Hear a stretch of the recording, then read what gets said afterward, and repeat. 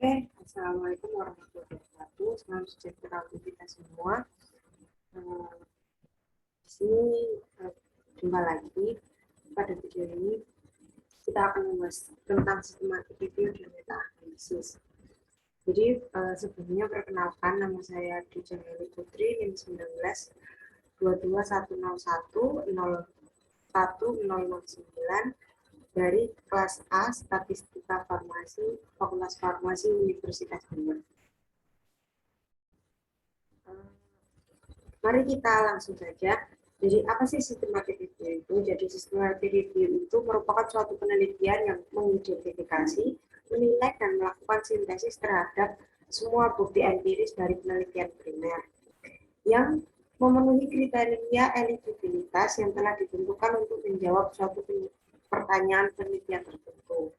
Nah, kajian ini, systematic review ini bisa disebut juga kajian sistematis, ada yang menyebutnya sebagai secondary research atau penelitian kedua, kemudian juga ada yang menyebutnya sebagai riset tentang riset atau research on research. Nah, kajian ini menggunakan metode yang eksplisit dan sistematis untuk meminimalkan bias, sehingga hasil temuannya itu dapat diandalkan untuk memberikan informasi bagi pengambilan keputusan. Yang kedua ini ada meta-analisis. Jadi meta-analisis itu adalah desain studi epidemiologi yang bertujuan mengkaji secara sistematis dan mensintesis hasil estimasi secara kuantitatif dari sejumlah penelitian terdahulu yang menjawab masalah penelitian yang sama dan digabungkan. Nah, metode ini menggabungkan materi-materi dari beberapa pustaka primer yang mendapatkan informasi yang eksplisit. Jadi, kita memilih dulu pada meta-analisis ini ketika sudah dipilih studi primernya, misalnya artikel A, B, dan C, nanti itu akan digabungkan terlebih dahulu. Nanti itu akan digabungkan secara kuantitatif. Jadi menghasilkan meta-analisis. Jadi ada proses kuantitatifnya dalam menghasilkan suatu meta-analisis. Apa sih perbedaan systematic review dan meta-analisis? Jadi kalau systematic review itu yang merupakan penelitian yang mengkaji dan mengumpulkan hasil riset yang empiris menggunakan metode yang jelas dan sistematis untuk memperoleh jawaban-jawaban atas pertanyaan tertentu. Sedangkan pada meta-analisis itu merupakan systematic review. Jadi pada dasarnya itu meta-analisis itu systematic review yang disertai proses statistik untuk menganalisa dan mensintesis secara kuantitatif hasil dari sejumlah studi yang serupa. Nah, pada systematic review ini jangkauannya itu lebih luas karena pada dasarnya itu sama-sama systematic review, namun pada meta-analisis ini lebih ke eh, adanya proses statistik yang mengolah data secara kuantitatif. Jadi buktinya itu lebih benar dan lebih mengerucut seperti itu. Nah, ini adalah kita membahas tentang systematic review ya. Kalau membahas tentang meta analisis, mohon maaf. Nah, apa sih kelebihan dan kekurangannya pada meta analisis? Jadi ini adalah kelebihannya. Kelebihan meta analisis itu memberikan bukti ilmiah yang terkuat karena tentang efek paparan, karena tadi ya sudah mengikuti apa sudah diolah secara kuantitatif tadi menggunakan proses statistik ya. Kemudian meningkatkan validasi internal, memperluas kemampuan penerapan studi, mengatasi masalah inkonsistensi hasil studi primer. Jadi studi primer satu ya dan yang lain kan pasti ada yang tidak bisa diteliti secara menyeluruh. Nah, pada meta analisis ini karena menggabungkan beberapa studi bisa didapatkan hasil yang sesuai dan data penelitian yang menyeluruh. Kemudian mengurangi kesalahan random, meningkatkan presisi dan estimasi, dan meningkatkan kuasa statistik, memfasilitasi praktisi dalam menggunakan bukti riset dalam praktik berbasis bukti atau evidence based practice. Nah, sedangkan ada juga nih kekurangan dari meta analisis. Apa sih kekurangannya? Yang pertama itu ada garbage in, garbage out. Apa sih? Jadi ada sampah masuk juga ada sampah keluar, Artinya validitas hasil meta analisis itu tergantung pada validitas studi primernya. Jika studi primernya bagus, maka hasil meta analisisnya itu juga bagus. Validitas hasil meta analisisnya itu. Jadi meskipun pada proses studi meta analisis ini juga dilakukan critical appraisal dan screening yang mana menseleksi studi-studi primer tersebut. Ada juga apples and orange effect. Nah, itu merupakan kecenderungan terjadinya pencampuran segala estimasi efek dari berbagai studi, karena kan menggabungkan beberapa studi kan ya, jadi rawan terjadinya pencampuran atau bisa disebut kalau orang Indonesia-nya itu gado-gado ya, seperti itu. Kemudian yang terakhir ini ada publication bias. Nah, kecenderungan peneliti dan pihak publikasi menerapkan menerbitkan studi primer yang efeknya signifikan ini bisa membuat hasil analisis itu bias. Nah, ini adalah langkah untuk melakukan meta-analisis. Yang pertama, yaitu merumuskan masalah penelitian terlebih dahulu. Apa sih yang ingin kita teliti dengan studi meta-analisis ini? Nah, itu ada yang namanya PICO, nanti kita jelaskan di belakang ya. Nah, kemudian ada yang langkah kedua itu identifikasi artikel full text studi yang relevan dan screening duplikasi. Nah, pada screening duplikasi ini kita memilih artikel, dan apabila ada artikel yang membahas tentang hal sama, dalam artian sama persis, itu bisa kita seleksi melalui screening duplikasi ini. Kemudian menilai kualitas studi dengan critical appraisal, inklusi, eksklusi, dan alasan dilakukannya penelitian tersebut. Yang keempat itu adalah analisis data dan ringkasan bukti melalui ekstraksi dan sintesis data serta eksplorasi heterogenitas. Nah, yang terakhir itu adalah interpretasi hasil temuan dengan menarik kesimpulan atau konklusi.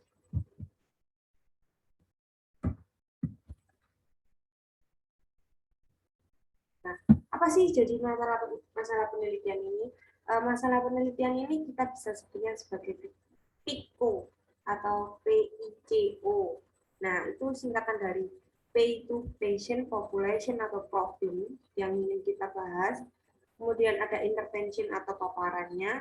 Kemudian ada comparison atau perbandingannya, dalam kata lain variabel komparalnya, serta ada outcome atau hasilnya. Manfaatnya itu apa sih dalam merumuskan PICO ini? Ketika kita merumuskan PICO itu kita bisa meneliti hasil, kita bisa mencari bahan penelitian dengan keywords dari PICO ini. Contohnya ya, kita mencari lebih gampang dalam pencarian artikel untuk bahan studi primernya itu.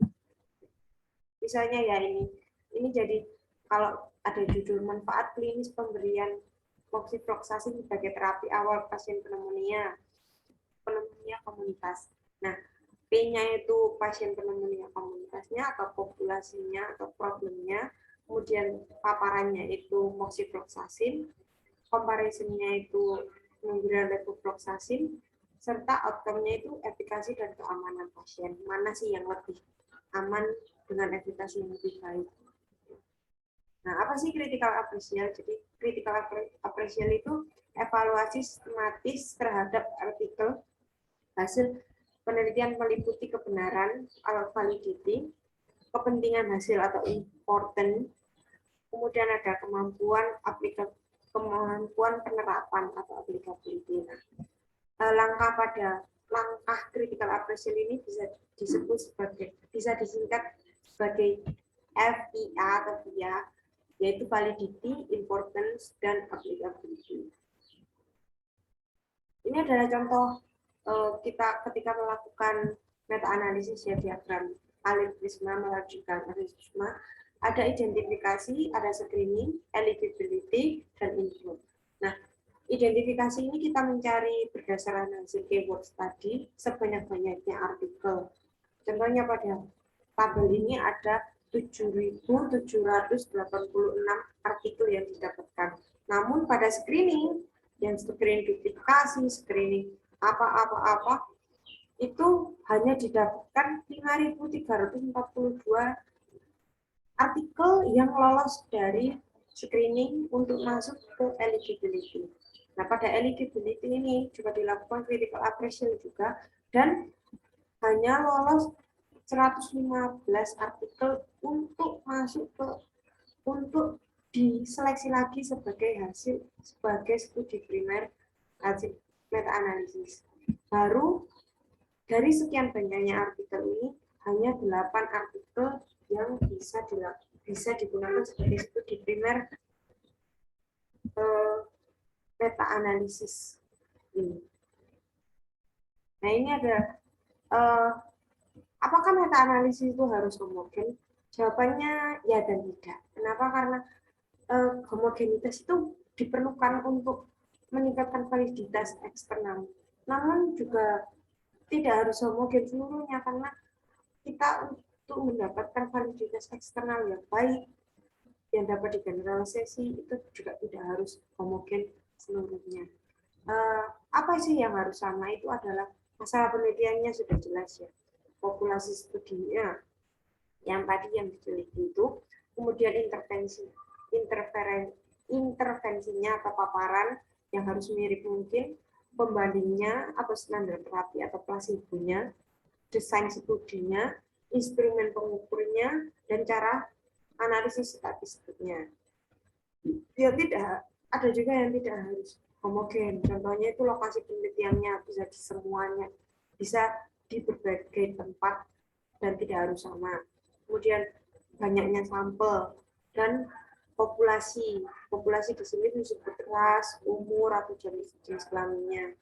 Kemudian instrumen pengukurnya juga tidak harus sama, pengukur variabelnya, dan variabel lain yang selama tidak mempengaruhi hasil dari meta-analisisnya.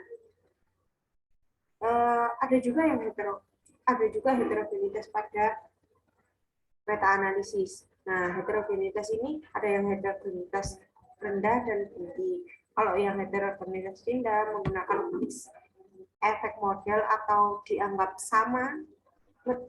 memiliki satu efek size yang sama, dan dengan chi-square-nya itu lebih dari sama dengan 0,05, dengan i-kuadratnya kurang dari 50%. Tapi pada heterogenitas tinggi ini digunakan random effect model, di mana diasumsikan model analisis data yang diasumsikan ada beberapa efek size yang benar dan berbeda antar studi primer. Nah, chi-square yang digunakan itu kurang dari 0,05 dengan i-kuadrat lebih dari 50%. Nah, apakah efek measurement yang digunakan? Efek measurement-nya itu tergantung dari variabelnya. Kalau variabel dependent continue atau variabel bivariat, itu bisa menggunakan efek size yang disebut juga sebagai standardized size mean difference, di mana nanti hasil dari meta-analisisnya berupa efek size juga seperti WSD dan HSD. Sedangkan pada variabel dependent dikotomi atau variabel dependent yang multivariat ya, itu bisa menggunakan rasio resiko, odds rasio, hazard rasio, dan lain sebagainya. Dengan hasil meta-analisis juga rasio resiko, odds rasio, dan lain sebagainya. Seperti itu. Nah, sekian dari video dari saya. Mohon maaf bila ada salah-salah kata. Komentar jika ada saran atau pertanyaan. Terima kasih. Wassalamualaikum warahmatullahi wabarakatuh. Sampai jumpa.